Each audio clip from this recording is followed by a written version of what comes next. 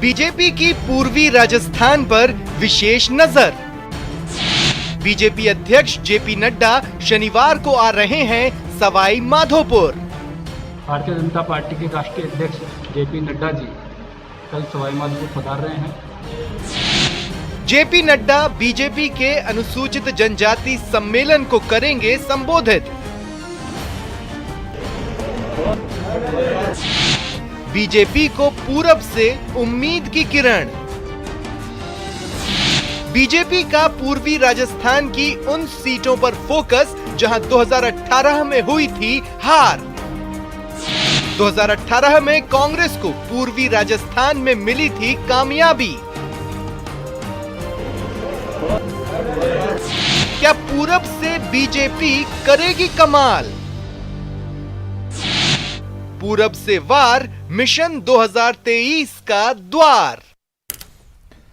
स्वागत है आप सभी का। आप देख रहे हैं प्राइम डिबेट। आपके साथ मैं हूं स्वप्निल। बीजेपी के राष्ट्रीय अध्यक्ष जेपी नड्डा सवाई माधोपुर आने वाले हैं। यहां वे अनुसूचित जनजाति मोर्चा के विशिष्ट जन सम्मेलन को संबोधित करेंगे। यह कार्यक्रम अनुसूचित जनजाति मोर्चा से जुड़ा है, जिसमें मोर्चे से जुड़े पार्टी के कार्यकर्ता शामिल होंगे। अब देखिए, पूर्वी राजस्थान पर बीजेपी की खास नजर है, यह स्पष्ट है। अभी हाल ही में एक और बड़ा फंक्शन बीजेपी वहां कर चुकी है। पूर्वी राजस्थान के लिए बहुत दौड़ धूप बीजेपी कर रही है।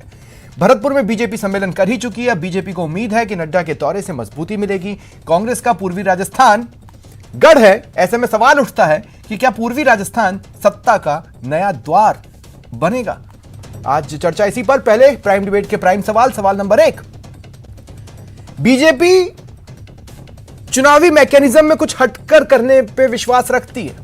अब बीजेपी के पूरब में फोकस के पीछे क्या है, यह रहेगा सवाल नंबर 1। सवाल नंबर 2, अब तक कहा जाता था कि सत्ता की चाबी मेवाड़ के पास है, तो क्या बीजेपी का यह अलग प्लान इलेक्शन मैकेनिज्म के तौर पर देखें तो अब मेवाड़ नहीं पूरब सत्ता का रास्ता है?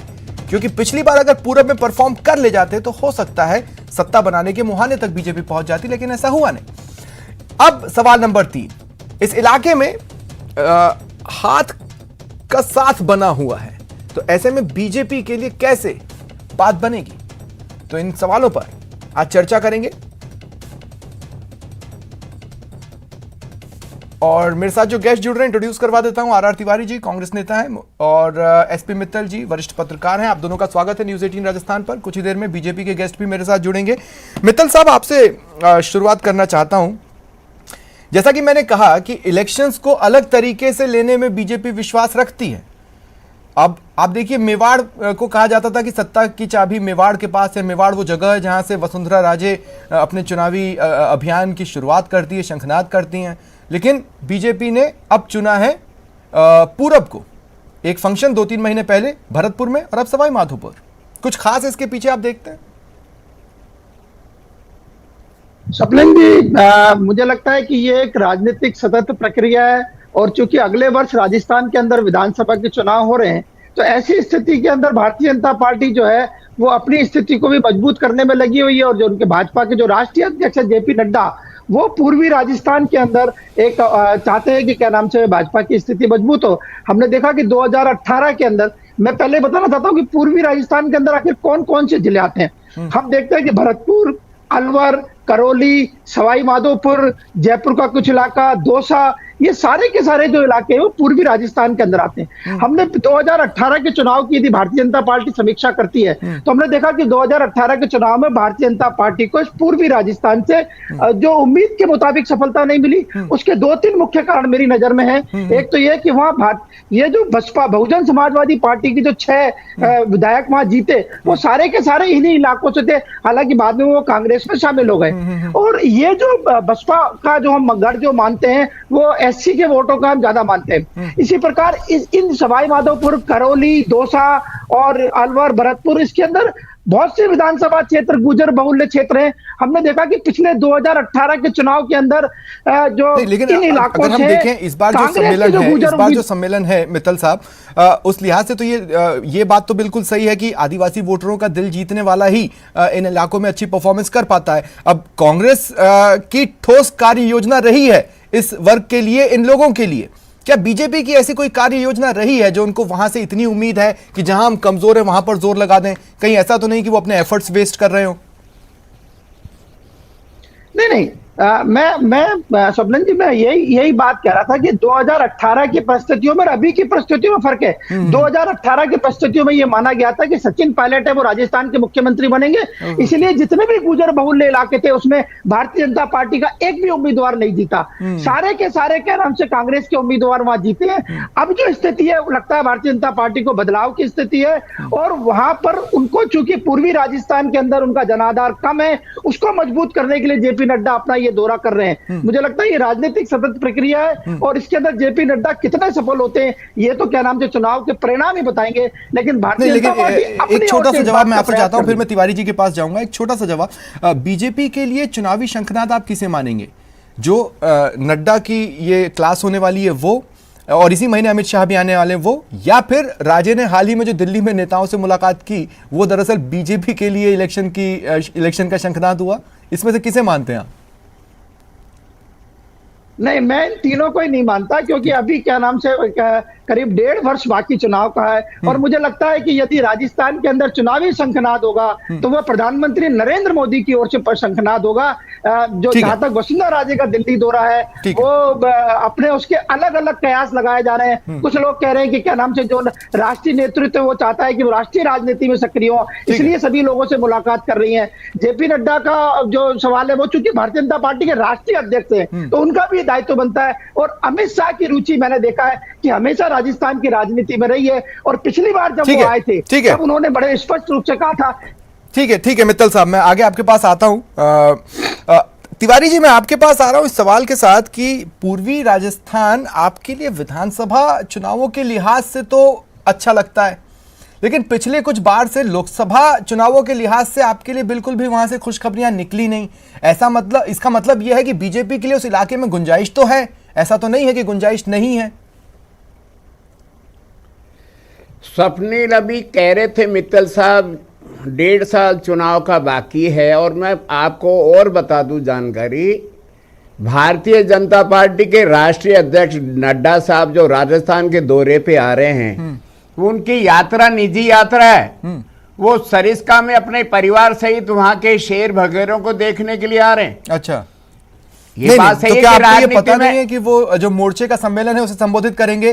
क्या आपको ये पता नहीं है कि वो कोर कमेटी के साथ भी बैठने वाले हैं? भारतीय जनता पार्टी ने उनका राजस्थान प्रवास को उन्होंने स्वागत कर दिया, और SC ST मोर्चे ने उनका लिए प्रोग्राम कर दिया।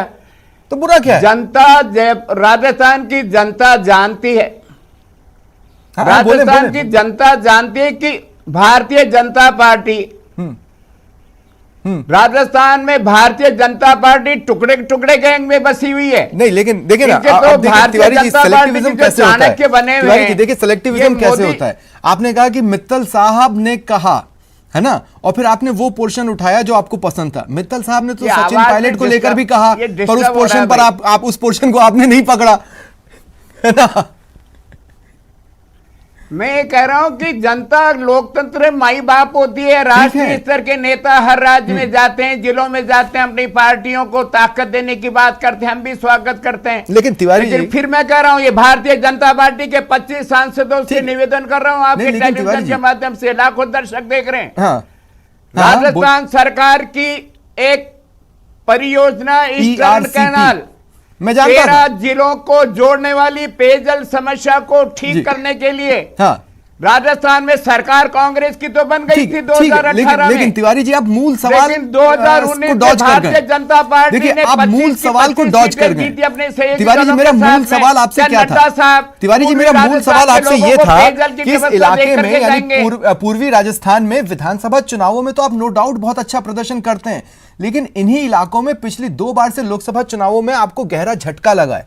मैं सिर्फ ये कहना चाह रहा हूं, मैं सिर्फ ये पूछना चाह रहा हूं कि उस इलाके में ऐसा नहीं है कि सिर्फ आप ही के लिए फूल ही फूल बिछे हो, आपकी राह में कांटे भी बिछे हैं। किसी भी राजनीतिक दल के लिए कोई फूल नहीं होता स्वप्निल। ठीक है। अब की बार जननायक अशोक गहलोत जी ने समाज के 36 कौमों के लिए, समाज के हर वर्ग के लिए ठीक है, जो शानदार बजट पेश किया है, और इतिहास में, राजस्थान के इतिहास में पहली बार कृषि किसानों के लिए अलग से बजट पेश किया है, इसके दूरगामी परिणाम होंगे। ठीक है। ईस्टर्न कैनाल योजना का जो स्वप्न कांग्रेस की सरकार ने अशोक गहलोत जी के नेतृत्व में देखा है, हाँ, एक भी इस भारतीय पर जनता बड़े पार्टी हमले का आपने बोलना सांसद चालू दिल्ली किया में जब ये जाकर जानकारी नहीं मिली कहता। कि जेपी नड्डा आने वाले 13 जिलों के और वो पूरब में जाने वाले हैं, इसके बाद ही आपके बड़े हमले हमको देखने को मिले। मेरे साथ देखिए पंकज जोशी जी भी जुड़ चुके हैं, बीजेपी नेता। मैं स्वागत करता हूं पंकज जी आपका इस शिकायत के साथ कि आप थोड़ा सा लेट हो गए। थोड़ा पहले जुड़ते तो आपको ये भी पता होता कि हमने अब तक क्या क्या डिस्कस कर लिया है। लेकिन ठीक है, अब नड्डा जी आने वाले, सब बिजी तो होंगे ही आप लोग, आज खुश तो बहुत होंगे आप।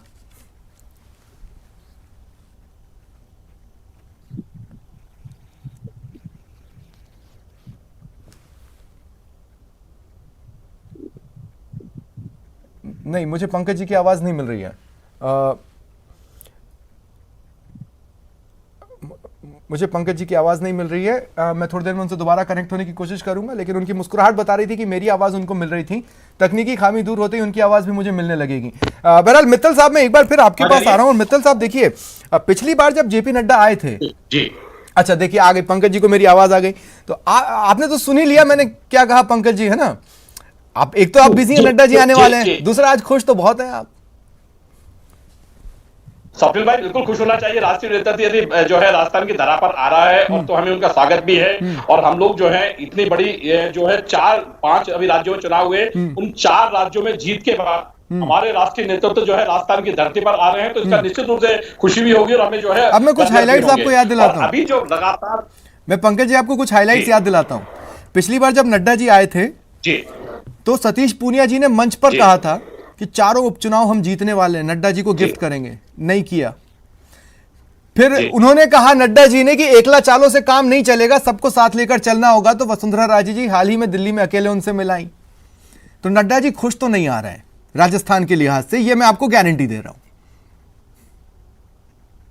नहीं, देखिए मैं आपको दो चीज बताता हूं कि भारतीय जनता पार्टी के अंदर राष्ट्रीय नेतृत्व जो आदेश होता है, और जिस तरीके से केवल एक व्यक्ति नहीं, पूरा नेतृत्व का जो आदेश होता है और जिस तरीके की जो कार्य पद्धति होती है, उसी कार्य पद्धति के तहत चला जाता है।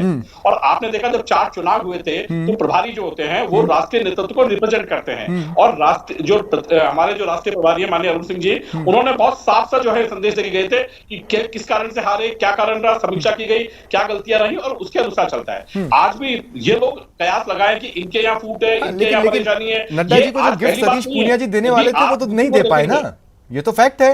स्वप्निल, कल पूनिया जी राजस्थान की धरती पर ही नहीं है स्वागत करने के लिए नड्डा साहब का। नहीं ठीक है, अब देखिए जरूरत नहीं ना कोई आए तो पूरा परिवार मौजूद हो स्वागत करने के लिए। तिवारी जी, 4 राज्यों में अगर वो यहाँ पर होते तो आप कहते हैं एकजुटता दिखाने के लिए जुड़ गए, लेकिन वो सवाल ही नहीं है। लेकिन वो सवाल ही नहीं है। जोशी से पूछो तो सही, इनके कितने नेता हैं, कितने मुख्यमंत्री बनेंगे? वो बड़ा इंटरेस्टिंग फैक्टर रहेगा, उस पर मैं आगे एक सवाल लूंगा, लेकिन मित्तल साहब से लूंगा। पंकज जी एक सवाल आप मेरा और ले लें। पंकज जी, आप जानते हैं ना ये ईस्टर्न कैनल जो परियोजना है, ईस्टर्न राजस्थान कैनल परियोजना ERCP, उसको लेकर बहुत रणनीतिक तरीके से आपको घेरा गया है, ठीक है। अब नड्डा जी तो वो चेहरा नहीं है जो उसका तोड़ ले आए, और उस इलाके में इसका तोड़ आपके पास और कुछ है नहीं। मैं बताता हूं स्वप्निल भाई, मैं बताता हूं ईस्टर्न कैनाल प्रोजेक्ट के ऊपर मुख्यमंत्री जी 2019 में जब राष्ट्रीय केंद्रीय मंत्री के तहत जब बनी, तो जो है वहां कमल जी उन्होंने जो मुख्यमंत्री थे MP के, उन्होंने इस पर डिनाई क्यों किया भाई? जिस तरीके से आज छत्तीसगढ़ के अंदर कोयले का डिनाई किया जा रहा है, उसी तरीके से वो तो सॉल्व हो गया, छत्तीसगढ़ वाला इशू तो सॉल्व कर लिया गया। गहलोत जी गए और सॉल्व करके आ गए जी, गहलोत जी गए और छत्तीसगढ़ में सॉल्व करके आ गए मसला। स्वप्निल भाई नहीं मिल रहा कोयला, स्वप्निल भाई आपको कोई सॉल्व नहीं हुआ है। केवल जनता में एक दिन कहा गया, अगले दिन मुझे बताइए, आपने बताया कि कितनी रैक रवाना हुई वहां पे? ठीक है पंकज जी, मैं आर तिवारी जी आपको मौका दे रहा हूं। आप बहुत छोटे में ये इन्होंने जो कहा है उसका जवाब दे दें, फिर मैं मित्तल साहब से सवाल लूंगा। हाँ बोले तिवारी जी। मैं कह रहा हूं जी। स्वप्निल, हाँ पानी एक मूलभूत आवश्यकता होती है किसी भी जिले, किसी भी राज्य की। जी बिल्कुल। अरे जननायक अशोक गहलोत ने तो खुलेआम कहा है, मैं साथ चलता हूं, मैं जाकर के देश के प्रधानमंत्री जी से निवेदन करूंगा, मेरे साथ में केंद्र में जुड़े हुए 25 सांसद चले तो सही। ठीक है। राजस्थान के 13 जिलों के ठीक है, करोड़ों मैं इस बात को बहुत अच्छे से जानता हूं मित्तल साहब। ठीक है, 2 मिनट रुकिए पंकज जी, तिवारी जी 2 मिनट रुकिए। अब मैं इस बात को बहुत अच्छे से जानता हूं कि इस इलाके की अगर बात होगी तो ईआरसीपी की तो बात होनी है, इसमें कोई दो राय नहीं। लेकिन वो बात जो पीछे छूट गई, मित्तल साहब, पिछले दौरे में जेपी नड्डा ने कहा, पार्टी को यह सुझाव दिया कि कोई बड़ा आंदोलन खड़ा करो, या तो क्राइम के इशू पर या किसी भी इशू पर बड़ा आंदोलन खड़ा करो और रणनीति के साथ उसे फॉलो करो। बीजेपी चूक गई।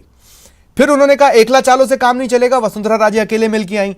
पूनिया जी ने उनके सामने कहा कि उपचुनाव की 4 सीट जीतेंगे, लेकिन वो भी नहीं कर पाए। तो ऐसा मैं कह रहा हूं वो यही है ना कि जरूरी थोड़ा ना है कि नड्डा जी खुश आ रहे हो, वो ये भी तो हो सकता है कि 2 टूक फरमान लेकर आ रहे हो। मित्तल साहब। स्वप्निल भाई, आपने जो ये कयास लगाया है, मुझे लगता है ये काफी हद तक ठीक है। और हम मतलब इस बात में भारतीय जनता पार्टी के नेताओं को भी स्वीकार करना चाहिए कि भारतीय जनता पार्टी में जो एकजुटता होनी चाहिए, वो शायद उतनी एकजुटता देखने को नहीं मिल रही है। हमने देखा है वसुंधरा राजे जी ने कई बार अपना क्या नाम से जन्मदिन के मौके पर अपना राजनीतिक शक्ति प्रदर्शन उन्होंने किया है। विधानसभा सत्र छोड़ के चले भी गए थे। जो सतीश पूनिया जी, और अब एक बात इसमें और जो महत्वपूर्ण है वो ये है कि जब पिछले 3-4 दिनों से, बल्कि 1 हफ्ते से, जब क्या नाम से वसुंधरा राजे दिल्ली में राष्ट्रीय नेताओं से मिलने में सक्रिय हैं, और हमने देखा कि उत्तराखंड के मुख्यमंत्री, उत्तर प्रदेश के मुख्यमंत्री का जब शपथ ग्रहण समारोह हुआ तो भाजपा शासित राज्यों के मुख्यमंत्रियों के साथ साथ वसुंधरा राजे भी उनके साथ मौजूद थी। लेकिन वहीं हमने ये भी देखा कि जो प्रदेश अध्यक्ष सतीश पूनिया है, वो दूसरे जिलों में जाकर जो भारतीय जनता पार्टी का जो क्या नाम से पन्ना प्रमुख का जो अभियान है, उसके तैयारियों में जुटे रहे। उन्होंने कहा कि हम 11 लाख लोगों को क्या नाम से पन्ना प्रमुख बनाएंगे। मतलब भारतीय जनता पार्टी की जो संगठनात्मक जो स्थिति है, वो क्या नाम से सतीश पूनिया जी के हाथ में। तो मुझे लगता है कि जेपी नड्डा जी का जो दौरा है, वो शायद जो भारतीय जनता पार्टी में जो खींचतान चल रही है, लेकिन क्या आपको लगता है कि लोग इस हाईलाइट को भूल जाएंगे और इस बार इस बात को कंपेयर नहीं करेंगे कि जब नड्डा आने वाले थे और वो एयरपोर्ट पर पहुंचने वाले थे, बीजेपी के 2 अलग-अलग गुट अलग-अलग दिशाओं में खड़े नजर आ रहे थे, लेकिन जैसे ही नड्डा आए सब एक कतार में खड़े हो गए। क्या इस बार फिर वैसे ही हालात बनते हैं या फिर इस बार तस्वीर जुदा होगी? क्या इस पर लोग निगाह नहीं रखेंगे मित्तल साहब? ना स्वप्निल भाई, बिल्कुल ये आप बिल्कुल सही कह रहे हैं। मैं तो खुद इस बात को मैंने जस्ट अभी कहा ही है कि भारतीय जनता पार्टी के नेताओं में आपसी मतभेद है। और अभी जिस तरीके से वसुंधरा राजे ने क्या नाम से दिल्ली में नेताओं से मुलाकात की है, तो मुझे लगता है कि शायद इस बात की जेपी नड्डा साहब की इस बात की कोशिश हो कि जो पिछले दौरे के अंदर जो स्थितियां देखने को मिली, वो इस बार देखने को नहीं मिली। मैं आर तिवारी जी की इस बात से सहमत हूं कि राजस्थान जो ईस्टर्न कैनाल वाला जो प्रोजेक्ट है, उसमें जो केंद्र सरकार को जो मदद करनी चाहिए, वो राजस्थान के जो भारतीय जनता पार्टी के सांसद हैं, जो केंद्र में मंत्री हैं, मुझे लगता है कि उन सबको प्रयास करके राजस्थान ईस्टर्न कैनाल का जो प्रोजेक्ट है, उसको पूरा कराने में मदद करनी चाहिए। क्योंकि इस एक मुद्दे पर मुश्किल से ही बीजेपी कोई जवाब ऐसा दे पाएगी जो जनता के गले के नीचे उतरे, खासकर पढ़ी लिखी जनता के। मैं तिवारी जी आपके पास आ रहा हूं। और तिवारी जी देखिए, मैं बहुत सिंपल सी बात कह रहा हूं। आपके मंत्रिमंडल में उस इलाके के लोगों का दबदबा है, अगर हम संख्या के समीकरण के लिहाज से देखें, ठीक है। ईआरसीपी का मुद्दा आप पकड़ के बैठे बीजेपी को कोसने के लिए, यह भी ठीक है। इसके अलावा आप वहां पर क्या देंगे? आपने अपने आप को भी तो उस इलाके में कॉर्नर कर लिया है ना। जब आप अपने आप को उस इलाके में कॉर्नर कर लिया है, तो फिर तो गेंद अगर स्विंग हुई है तो या तो बैट का एज लगेगा या आप चौका मार लेंगे, यही तो होगा। स्वप्निल, ईस्टर्न कैनाल के जो 13 जिले हैं, वहां सबसे बड़ी समस्या पानी की है, पेयजल की है। राजस्थान भारत का सबसे बड़ा भौगोलिक दृष्टि से ढाणियों में, दूर दूर तक गांवों में बसा हुआ है, ठीक है। स्वर्णिम हमने एक सपना देखा है जननायक अशोक गहलोत जी के नेतृत्व में। उन्होंने तो हाथ जोड़ करके कहा है, हनुमान बेनीवाल जी से कहा है, 24 इनके सांसदों से कहा है, अरे भाई राजस्थान में सरकार कांग्रेस की है, जनता ने हमें वोट दिया, उसी जनता ने आपको जिताया, आप मेरे साथ चलिए, मैं चलने को तैयार हूं। गजेंद्र सिंह शेखावत राजस्थान के सांसद हैं, मुख्यमंत्री के गृह जिले से, ठीक है, भारत के जल संसाधन मंत्री हैं। वो अगर अपने राज्य में अपने 13 जिलों के लोगों की प्यास नहीं बुझा सकते, तो जेपी नड्डा साहब आ जाएं, ठीक है, इनके चाणक्य मोदी साहब आ जाएं, वो ठीक है कुछ तिवारी नहीं जी। कर पाएंगे। पंकज जी जनता मेरा सवाल कांग्रेस को आपसे ये वोट है कि जब डालेगी। नड्डा जी अब का की बार पिछला हमने दौरा जो आपके कृषि लिए कुछ बजट खास नहीं कर और पाया, तो जनता ये का दौरा जो कुछ हमने खास बजट कर ले पेश जाएगा, किया, ऐसी उम्मीद हर आप क्यों आदमी पाले हमारे बैठे से हैं? साथ में। देखिए स्वप्निल भाई, अभी बड़ी बड़ी बात करने वाले लोग जो हैं भीलवाड़ा के अंदर जो है, यहाँ के जो अभी स्पीकर हैं, वो उन्होंने लोकसभा का चुनाव इसलिए नहीं लड़ा था कि मैं चंबल से जो है पानी, ईश्वर के नाम तो छोड़िए, बहुत बड़ा प्रोजेक्ट है, मैं चंबल से भीलवाड़ा के लोगों को पानी नहीं पिला पाया। पाली से जो है चुनाव लड़ने वाले लोगों ने कहा था कि मैं पाली की जनता को पानी नहीं पिला पाया, इसलिए मैं वहां से चुनाव नहीं लड़ूंगा, मैं दूसरे लड़ूंगा। और हालात क्या हुए आपने देखे। और मैं फिर आपको कह रहा हूं, नहीं लेकिन मेरी बात समझिए, मेरी बात समझिए पंकज जी, मेरी बात समझिए। नड्डा जी एक फ्रंट है, नड्डा जी एक फ्रंट है। अरे तिवारी जी 2 मिनट रुकिए। नड्डा जी एक फ्रंट है जिनके पीछे अमित शाह का दिमाग होता है। ठीक है, अमित शाह जी आए, आप एक्साइटेड हो, समझ में आता है। प्रधानमंत्री नरेंद्र मोदी आए, आप एक्साइटेड हो, समझ में आता है। आ रहे नड्डा जी जो पिछली बार भी आए तो आपके लिए कमाल नहीं कर पाए, फिर भी आप उत्साहित हैं, हालांकि आपको हक है उत्साहित होने का। देखिए ये जो जनता है, देखिए आपने फिर कहा ना कि हमारे यहाँ राष्ट्रीय नेतृत्व की जो बात है, ये यहाँ कमाल नहीं करना। राहुल गांधी जी आए, कमाल नहीं कर पाए। प्रियंका जी यूपी में कमाल नहीं कर पाए। सोनिया जी देश में कमाल नहीं कर पाए, ये आप कह सकते हैं। लेकिन मैं कह रहा हूं कि यहाँ पर आने वाला नेता, एक भी नेता मुझे बताइए किस राष्ट्रीय नेतृत्व के पीछे कौन लोग खड़े हुए नहीं है। यहाँ हर एक प्रदेश अध्यक्ष के पीछे राष्ट्रीय नेतृत्व खड़ा हुआ है। राष्ट्रीय नेतृत्व के पीछे जो है, कल स्वागत में रहेंगे क्या पंकज भाई? अरे ठीक है, अच्छा ठीक है, चलिए तिवारी जी, सिर्फ आपकी खातिर, सिर्फ तिवारी जी सिर्फ आपके लिए मैं आपका, पंकज जी आपको मेरा साथ देना होगा। मैं आपसे रिक्वेस्ट करूंगा कि मेरी खातिर और तिवारी जी की खातिर इस बात का जवाब दे दीजिए, कल क्या पूनिया जी स्वागत करेंगे नड्डा जी का? हाँ निश्चित रूप से कल पूनिया जी स्वागत करेंगे। ठीक है तिवारी जी, आप लिख के मिल गया ना आपको जवाब। अब मित्तल साहब मेरा आखिरी सवाल है। मैं तो ये मित्तल साहब मेरा आखिरी सवाल है। प्रदेश अध्यक्ष को रहना जरूरी है। ठीक है, मेरी ठीक है, जानकारी में वो ठीक प्रवासी है। राजस्थानी मित्तल साहब मेरा आखिरी सवाल, करके तो क्या सत्ता की चाबी मेवाड़ के पास है? ये स्थापित बाट खत्म होने वाली है और अब पूरब सत्ता का मुख्य रास्ता बनने वाला है? नहीं, जो परिस्थितियां हैं, मेरा ये मित्तल साहब मानना से, हाँ है मित्तल साहब कि क्लोजिंग कमेंट है। जो मेवाड़ की जो परिस्थितियां हैं और पूर्वी राजस्थान की जो परिस्थितियां हैं, मेरा मानना अलग अलग परिस्थितियां हैं। इनको हम ये नहीं कह सकते कि क्या नाम से भारतीय जनता पार्टी का जो प्रवेश द्वार है वो पूर्वी राजस्थान होगा। ठीक है, ठीक है, चलिए शुक्रिया, शुक्रिया आप तीनों का मेरे साथ जुड़ने के लिए और इस चर्चा में शामिल होने के लिए। यह था आज का प्राइम डिबेट। नमस्कार।